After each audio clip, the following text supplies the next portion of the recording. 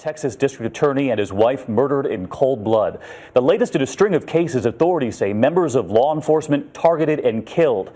In this newest case, the couple was gunned down inside their Texas home. The husband and wife found dead in two different parts of the house.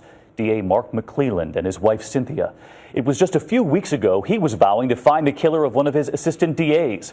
What's not known tonight is if these cases are in fact related, but authorities are working quickly to try to answer that question. We have two reports here this evening, beginning with ABC's John Triffin, who was in that Texas community tonight. Tonight, investigators are scrambling to solve a murder mystery. Last night, Kaufman County District Attorney Mike McClelland and his wife Cynthia were gunned down in their home. It's unnerving to the community at large, and that's why we're striving to assure the community that we are still providing public safety. Shortly after 6 o'clock Saturday night, a 911 call came in. It was a brazen attack. According to ABC affiliate WFAA, sources say the couple's door had been kicked in. Roughly 14 rounds were fired from a high-powered assault rifle.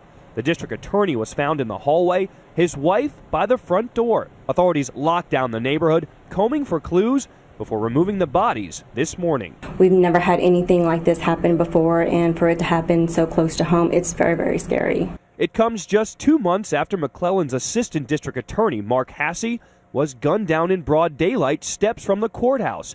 At the time, McClelland vowed to get justice. We're going to pull you out of whatever hole you're in, and we're going to bring you back and let the people of Kaufman County prosecute you to the fullest extent of the law. In the weeks following, McClelland armed himself and had security following him around. The question everyone wants answered: are these high-profile murders connected? I can't say that.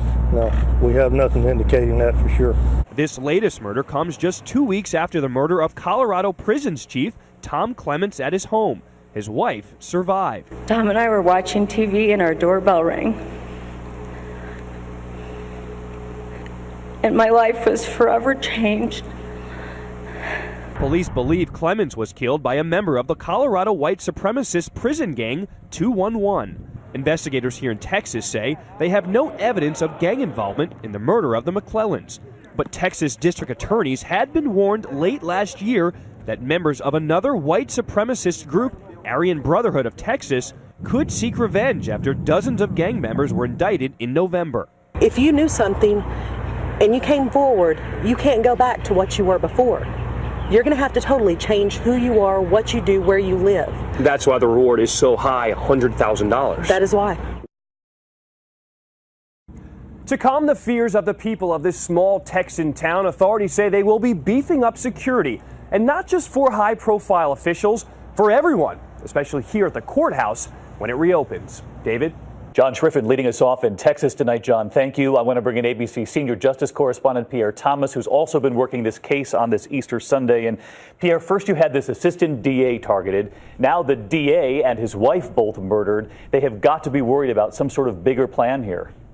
David, they really are. This is unprecedented. You had two men working in the same office. It was only weeks ago that the lead prosecutor was vowing to find out who killed one of his principal deputies.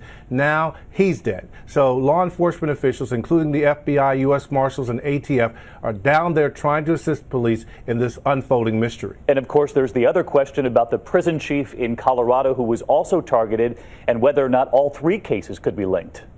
Well, they're looking at everything. No stone is going to be left unturned. In fact, you recall that there was a shootout a couple days after that prison chief was killed in Texas, and they're now looking to see if there's any kind of link between these cases because that particular shootout occurred only about 100 miles from where these recent killings in Texas just occurred. And of course, we know both states are in fact talking to one another tonight. But Pierre, you have covered this beat for a very long time. Can you remember a time when so many prosecutors, so many lawmen were targeted within just a few weeks of one another? I can't recall anything quite like this. You've had three public officials, senior public officials who work in the law enforcement community killed in the span of a couple months. It's really unusual.